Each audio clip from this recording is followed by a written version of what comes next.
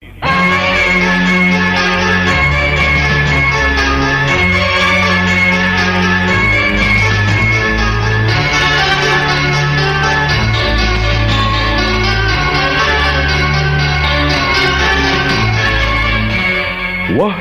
Astabrata dalam episode pertama ini dengan judul Carita Adi Purwa.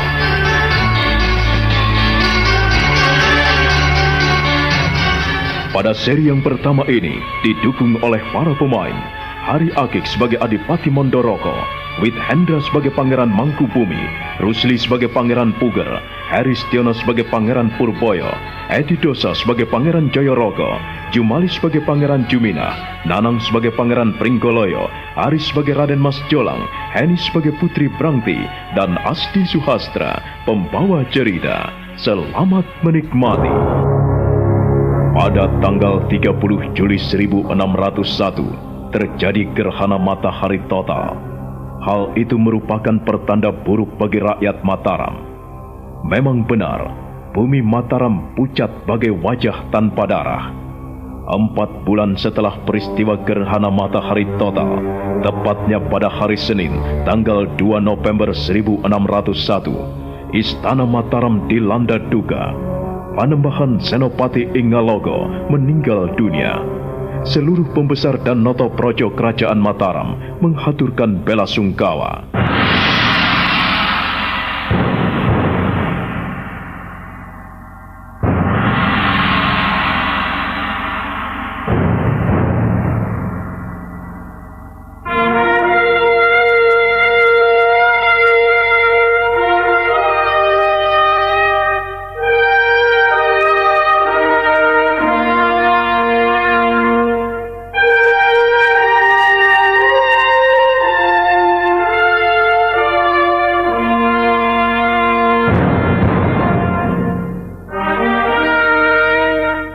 Jenazah Panembahan Senopati Ingalogo segera dikebumikan. Dan sehari kemudian, Ki Juru Mertani atau Kanjeng Adipati Mondoroko mengadakan pertemuan Paseban Agung di Siti Inggil Istana Mataram.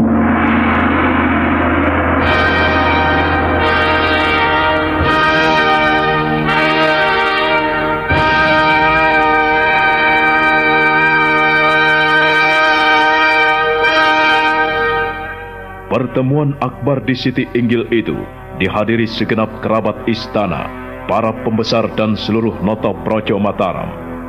Putra-putri Panembahan Senopati duduk berbanjar di dekat singgasana. Mereka adalah Pangeran Puger, Pangeran Purboyo, Pangeran Jayorogo, Pangeran Jumina, Pangeran Pringgoloyo, Putri Brangti, dan Putri Brangsi. Tak lama kemudian, muncullah Adipati Mondoroko dan Pangeran Mangkubumi mengiringi Raden Mas Jolang atau Pangeran Adipati Anom yang mengenakan busana kebesaran Raja Mataram. Waktu selanjutnya kuserahkan sepenuhnya kepada Kanjeng Pangeran Mangkubumi, Panembahan Senopati. Sebelum beliau meninggal, telah berpesan kepada kami berdua, yaitu pada Paman Mondoroko dan padaku sendiri. Kami berdua mendapat tugas untuk menunjuk Raden Mas Jolang menggantikan kedudukan Kanjeng Romonya menjadi raja di Mataram ini. Biarlah saudara-saudara menjadi saksi bahwa pada hari ini Pangeran Adipati Anom berdiri sebagai raja menggantikan kedudukan Kanjeng Romonya almarhum. Kuminta seluruhnya bersujud. Apabila ada yang tidak menyetujui, supaya berbicara sekarang juga. Dan aku yang akan menjawab.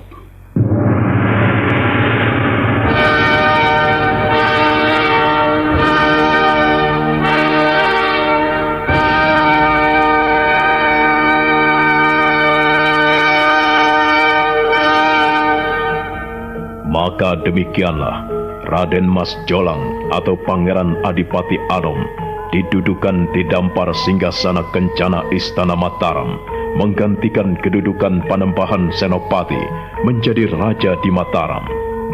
Raden Mas Jolang atau Pangeran Adipati Anom itu tersenyum kepada seluruh hadirin. Dia mengenakan busana kebesaran istana beserta mahkota kemuliaan sebagai raja di Raja Kerajaan Mataram. Selamat ya Sang Prabu. Selamat ya Kanjeng Sinuwun. Kiranya Yang Maha Agung merestui segalanya. Salam ya Sang Prabu. Terimalah salam dan hormat kami. Terima kasih atas penghormatan saudara-saudara. Karena mulai saat ini, saudara-saudara telah merestui kedudukanku sebagai raja di Mataram ini. Tanggung jawab yang kuemban ini tidak ringan.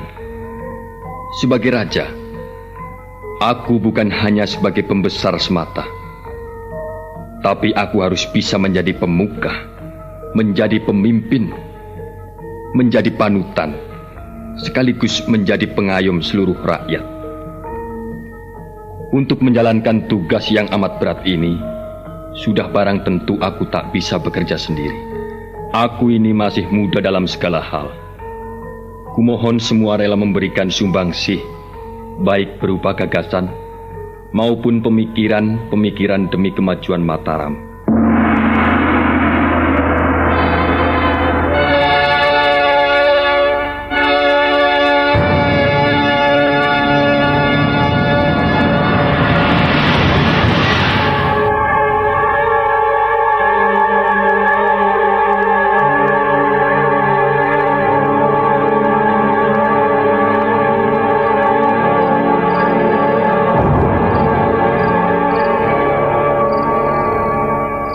Aku tidak setuju. Seharusnya Kanjeng Romo menunjukku sebagai penggantinya. Aku adalah anak tertua. Mengapa aku tidak ditunjuk sebagai penggantinya? Tetapi justru si Jolang yang menggantikan kedudukan Romo. Kakang Puger, kau tidak boleh seperti itu, Kakang. Bukankah kita telah sepakat bahwa kita telah menyetujui apa yang telah menjadi keputusan Kanjeng Romo sebelum beliau meninggal? Iya, Kakang. Adi Jolang telah ditunjuk sebagai pengganti Romo. Siapa yang menentang akan menerima kutukan Gusti Yang Maha Agung. Tidak bisa. Tidak bisa, Adi Purboyo. Aku tidak bisa menerima semua ini. Seharusnya akulah yang menggantikan kedudukan Kanjeng Romo, bukan Mas Jolang. Akulah yang lebih berhak, Brangti. Memang seharusnya demikian, Kakang. Akan tetapi Kanjeng Romo adalah orang yang weruh saturunging winara. Kanjeng Romo adalah orang yang bijaksana. Ia bisa mengetahui apa yang belum terjadi. Nah, untuk itulah Kakang, mungkin Adi Jolang yang paling cocok dan paling tepat untuk menggantikannya. Sekalipun ia masih muda, sekalipun ia adik kita, tetapi aku percaya bahwa Kanjeng Romo tidak salah pilih. Kanjeng Romo tidak hanya berpikir untuk saat ini, namun beliau memikirkan masa depan Mataram, Kakang. Tapi aku jadi malu sekali, Adi Purboyo. Di depan seluruh keluarga maupun di depan Noto Projo Mataram, aku malu. Tidak, Kakang Puger. Kau tidak boleh malu.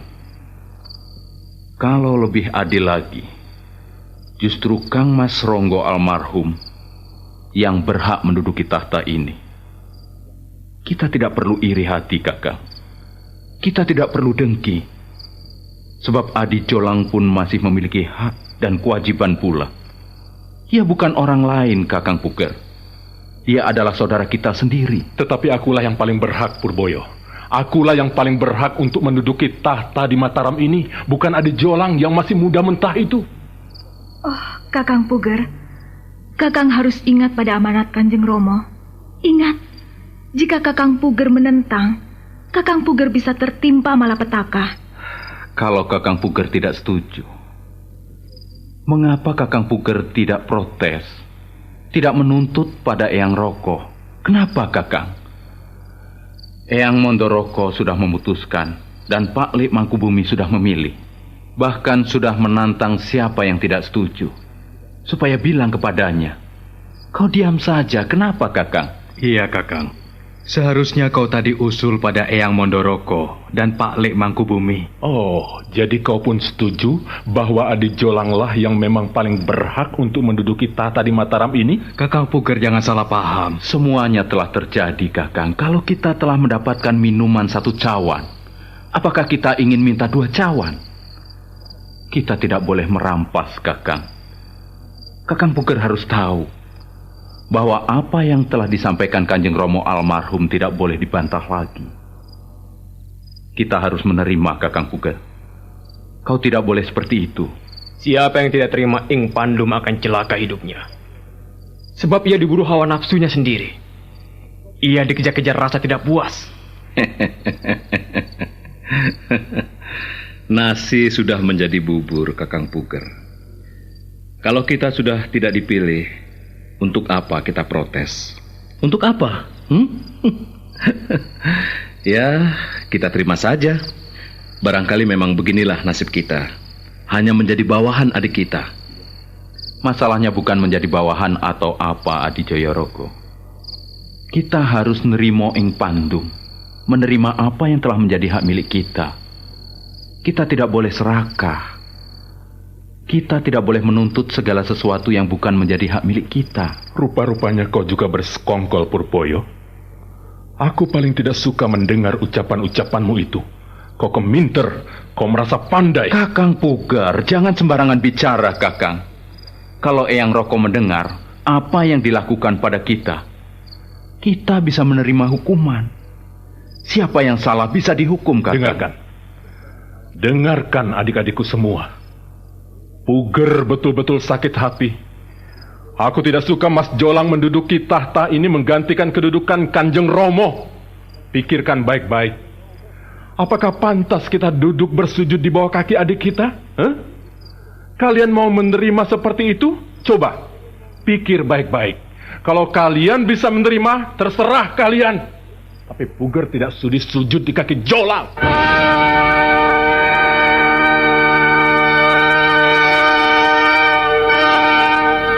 Pangeran Puger adalah putra kedua Panembahan Senopati.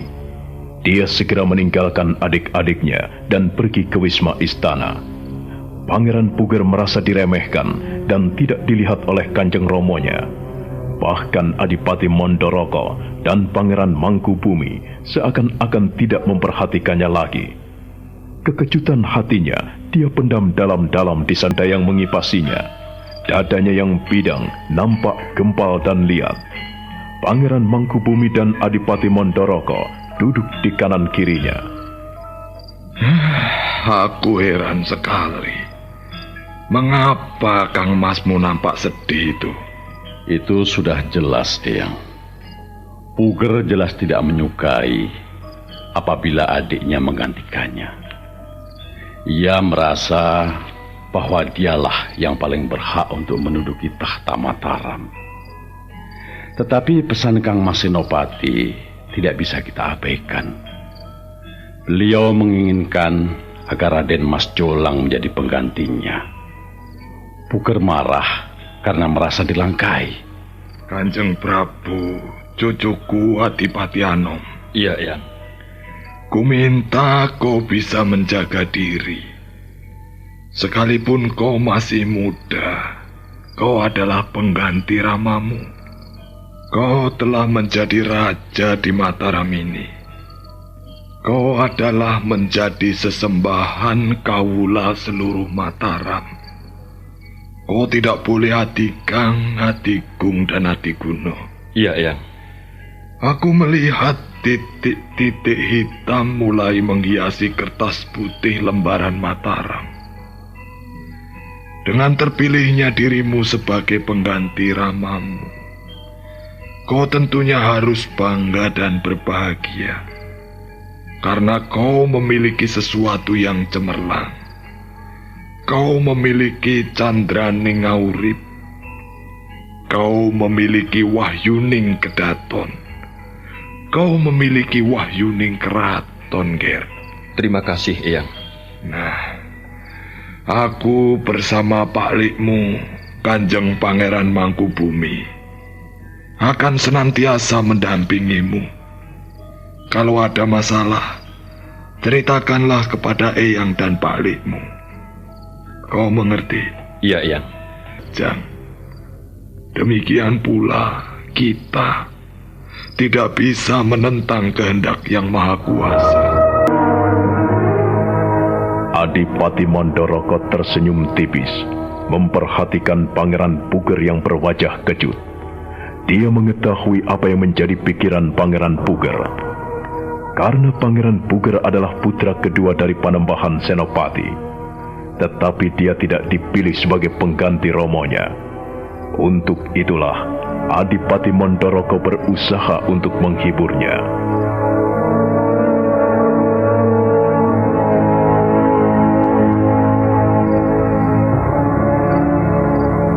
Syukur apabila kau benar-benar merasakan kehilangan atas kepergian Kanjeng Ramamu. Siapa yang tahu nasib manusia? Siapa yang bisa mengukur jalan hidup manusia? Kita ini sekedar menjalani, Puger. Tapi kepergian Kanjeng Romo terasa begitu cepat, Eyang. Ya, memang barangkali sampai disitulah batas perjalanan Kanjeng Ramamu. Dan sekarang ini kita tidak perlu memikirkan yang sudah tiada. Yang perlu kita pikirkan sekarang adalah bagaimana kita menata masa depan Mataram.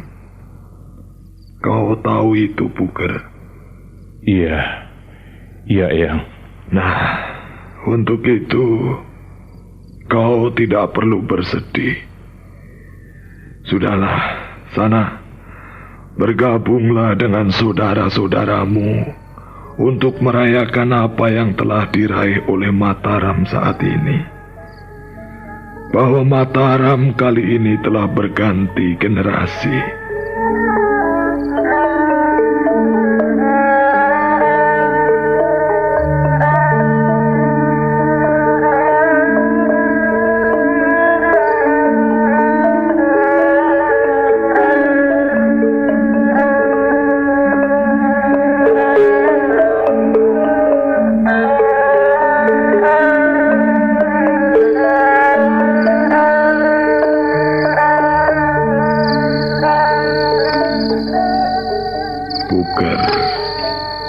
Mengapa kau tak mau ke sana? Kau ini sebagai anak tertua seharusnya bisa mengerti. Jangan bersedih terus seperti itu. Maafkan saya, Eyang. Saya ingin sendiri di sini. Maafkan saya. Jangan begitu, Puger. Jangan seperti itu. Jangan memperkeruh suasana. Orang yang sudah mati, ya biarlah mati. Orang mati punya dunianya sendiri. Kita yang ditinggalkan harus berikhtiar. Bagaimana supaya membenahi kehidupan ini agar jauh lebih baik. Sudahlah, sana. Ayo.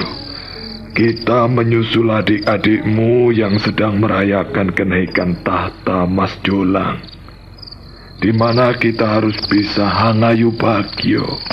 Kita harus bisa merestuinya setulus dan seikhlas mungkin.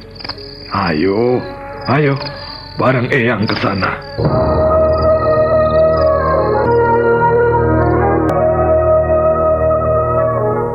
Pangeran Puger dengan malas sekali mengikuti Adipati Mandoroko menuju ke ruang pesta. Istana Mataram pada malam itu dipenuhi dengan nyala lampu-lampu yang ada di setiap sudut ruangan.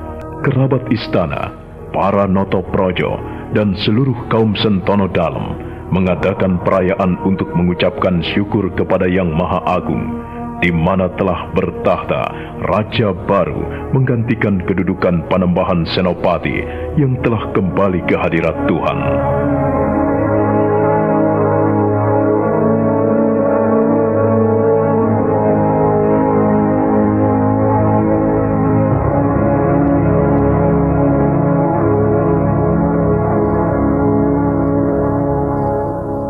Sementara itu, di Wisma Putri Istana Mataram. Bila Kakang Puger bertindak nekat. Mengapa kau bilang begitu, Mbak Yu? Kakang Puger marah sekali. Kulihat wajahnya cemberut terus. Ia melupakan amanat Kanjeng Romo. Waktu Kanjeng Romo sakit, pernah berpesan pada kita semua bahwa Kang Mas Jolanglah yang ditunjuk sebagai penggantinya kelak. Dan kita semua telah mendengarnya. Iya, ia sifatnya pendendam, Rangsi. Kalau punya keinginan, harus terwujud. Dan aku yakin, ia berkeinginan menggantikan kedudukan Kanjeng Romo. Ia ingin terkutuk? Siapa yang menentang sabda Kanjeng Romo, ia akan termakan kutukan. Rangsi, kau jangan ikut mengutuk. Aku tidak ikut mengutuk, Mbak Yu. Tapi jika Kang Mas Puger benar-benar menentang amanat Kanjeng Romo, ia pasti akan terkutuk.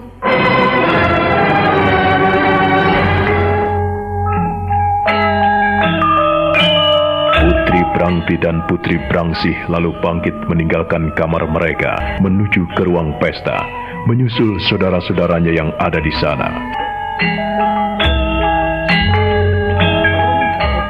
Adipati Mondoroko dan Pangeran Mangkubumi duduk di kanan kiri Pangeran Adipati Anom atau Sultan Mataram yang baru. Kau perlu memiliki kewibawaan dan kebijaksanaan. Iya, Eyang.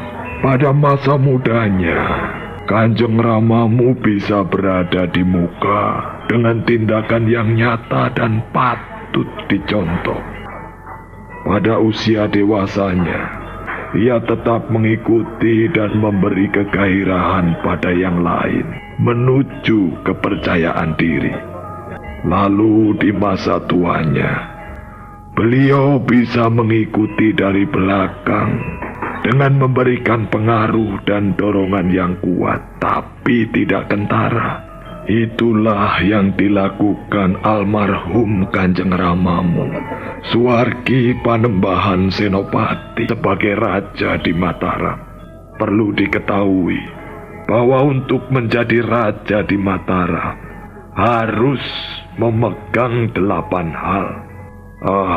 Silakan Kanjeng Pangeran Mangkubumi untuk medar apa yang perlu disampaikan. Terima kasih Kanjeng Adipati Mondoroko. Selaku sesepuh di istana ini, kita yang tua-tua memang berkewajiban untuk menyampaikan kawruh yang sudah berlaku turun-temurun di Mataram ini. Kanjeng Prabu. Ya, Paman. Sejak Kang Mas Panembahan Senopati bertahta di Mataram ini, beliau memegang janji suci untuk menjalankan 8 hal. 8 kewajiban sebagai seorang negarawan. Hal itu kita kenal sebagai Wahyu Astabrata. Asta adalah 8. Brata adalah kewajiban. Jadi ada 8 kewajiban yang harus diingat-ingat, dipahami, dijalankan, dan dilakukan sebagaimana mestinya sebagai seorang negarawan. Wahyu adalah tuntunan, wangsit, kawruh gaib. Jadi ada kawruh gaib tentang 8 kewajiban yang harus kita ketahui. Iya, Paman. Ingatlah akan 8 brata yang harus ada padamu. 8 jumlah itu tidak boleh kau lewati, tidak boleh kau pungkiri. 1 pun dari 8 itu tidak boleh kau abaikan, dan tidak boleh kau selewengkan. Negara Mataram ini akan cacat jika dari yang 8 itu ada yang tertinggal, walau hanya 1.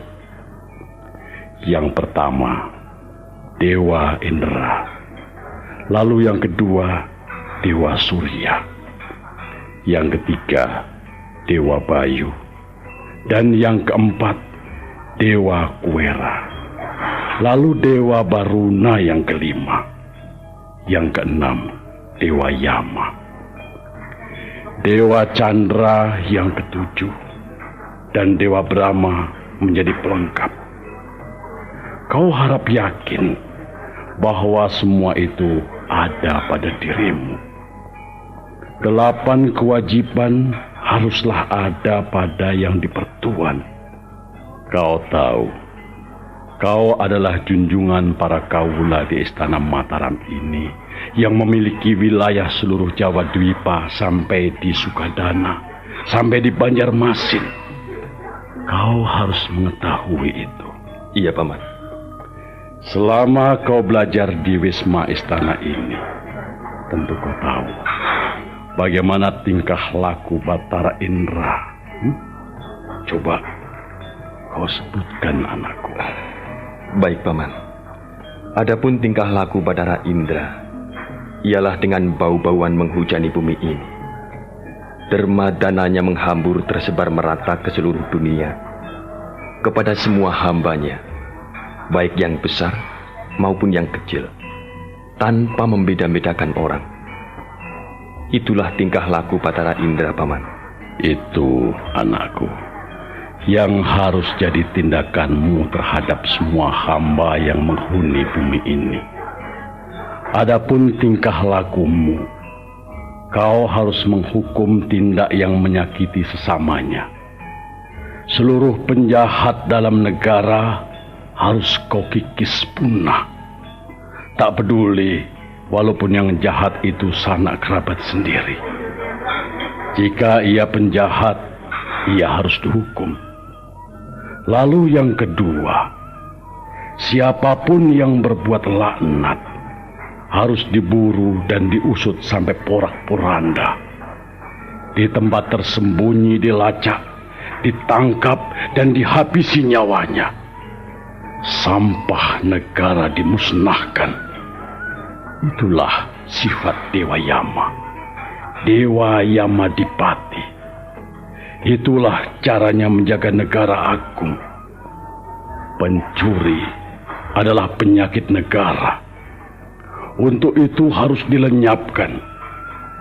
Kejahatan yang mengotori negara harus dihilangkan. Pada segenap kaula dilarang berbuat jahat. Yang dekat pada perbuatan salah disuruh pergi. Yang jahat dihabisi. Terhadap macam tindak buruk ini, pakailah cara Dewa Yama, Ger. Iya, Paman. Lalu yang ketiga, kau harus bisa memiliki sifat Dewa Surya. Kau tentu tahu bagaimana sifat Dewa Surya itu. Iya, Paman. Sifat Dewa Surya, peranginya berparamarta, menurunkan segala yang harum. Restunya menanamkan rasa suasana yang sejuk. Itulah yang menjadi pegangannya. Ia tidak galak atau menuruti kehendak sendiri. Tanpa terasa ia berusaha agar kita mendapatkan yang baik. Tiada marah sedikit pun. Dan kita tiada terasa bisa mencapai tujuan yang kita kehendaki. Ya. Lalu keempat, tingkah laku Dewa Chandra penuh ampun. Itu sarananya memenuhi dunia ini, agar enaklah hati seluruh negeri. Memerintahlah ia dengan harum dan manisnya. Tiap katanya manis didengar. Muka dan tindakannya manis dilihat. Penuh ketawa, senyumnya mencampuri tiap perilaku. Tindakannya tiada sulit. Hanya enaklah didengar semua perintahnya. Hatinya penuh damai terhadap seisi buana, sampai ke lubuk berbaik hati. Lebih-lebih sikapnya harum manis serta penuh kasih sayang pada para penderita. Lalu yang kelima, tingkah lakumu harus seperti Dewa Bayu. Berputarnya buana yang ia awasi, kehendak alam yang ingin ia ketahui. Iya, Paman. Tanpa batas dan tanpa tandala, keinginan Dewa Bayu menemukan hasrat alam. Ia mengetahui kehendak alam Dalam penggunaan tidaklah terasa dapat memegang segala kehendak yang diinginkannya.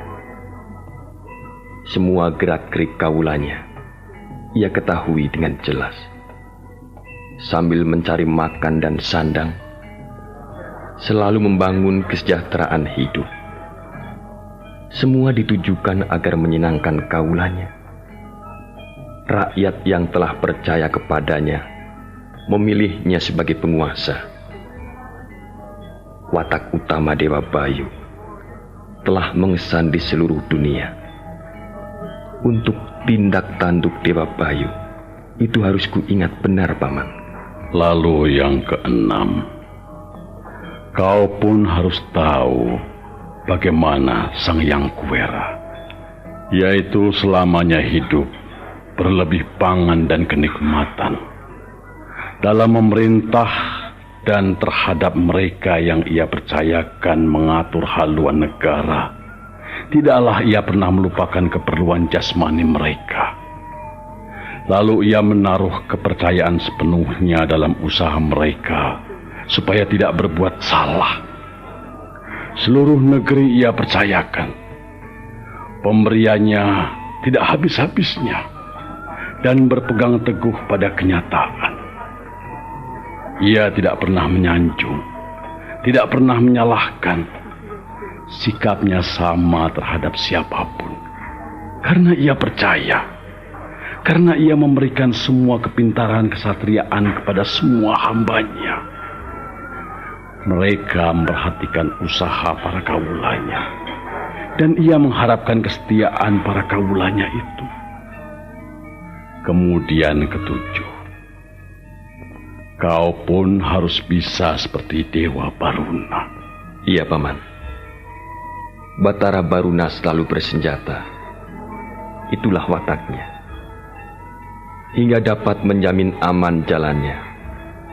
Di dalam hatinya selalu berpegang pada ilmu dan pengetahuan yang semua ia kuasai. Agar dapat mengungguli seluruh jagat unggul dalam semua kemampuan. Semua yang tak jujur dapat ia kelabui. Maka mereka itu amat takut berbuat salah, Paman. Seluruh isi alam ia kuasai. Maka terlihatlah siapa yang buruk, siapa yang baik.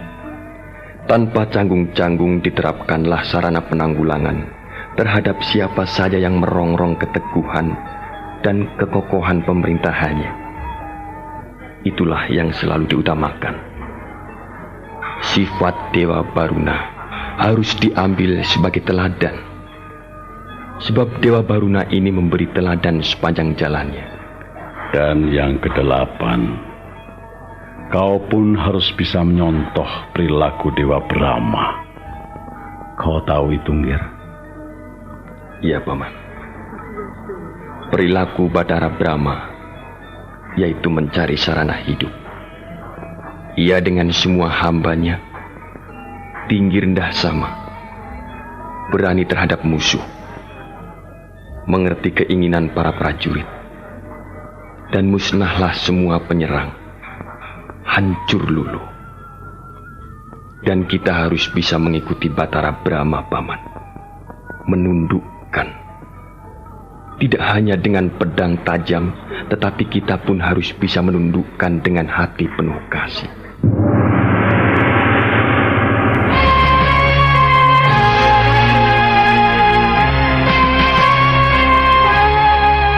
Nah, bagaimana kisah selanjutnya? Saudara pendengar, silakan menunggu kelanjutan kisah Wahyu Astabrata ini dalam seri berikutnya.